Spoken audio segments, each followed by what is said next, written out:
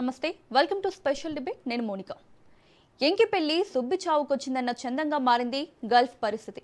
America Iran ఉద్రిక్తతలు Gulf తీరంలో దడపుట్టిస్తున్నాయి. పశ్చిమాసియాలో పరిస్థితులు చేజారిపోతున్నాయి.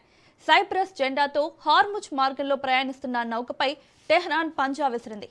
హార్ముజ్ జలసంధిని మరోసారి మూసివేస్తున్నట్లు ప్రకటించింది ఇరాన్. దాడి కారణంగా నౌకలోని ఒక సిబ్బంది మృతి చెందినట్లు యుఎస్ సెంట్రల్ కమాండ్ ధృవీకరించింది.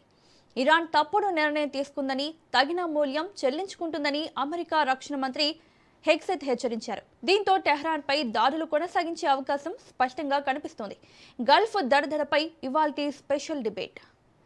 హార్ముజ్ తీరంలోని 2 పట్టణాలపై అమెరికా విరుచుకుపడడంతో 10 చోట్ల భారీ పేలులు సంభవించినట్లు ఇరాన్ వెల్లడించింది.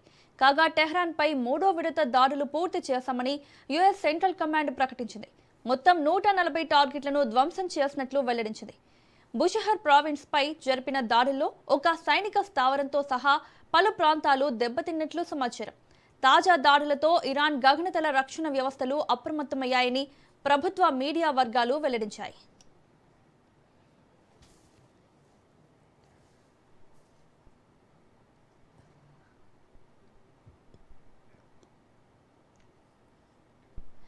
టెహ్రాన్పై దాడులకు ప్రతీకారంగా కువైట్, బహ్రెయిన్, ఖతార్లలోని అమెరికా సైనిక స్థావరాలపై డ్రోన్ దాడులు చేపట్టినట్లు ఇరాన్ సైన్యం ప్రకటించింది. కువైట్, బహ్రెయిన్లోని యుఎస్ వైమానిక రక్షణ వ్యవస్థలు, ఆయుధ డిపో, రాడార్ స్థావరాలను లక్ష్యంగా చేసుకున్నట్లు తెలిపింది.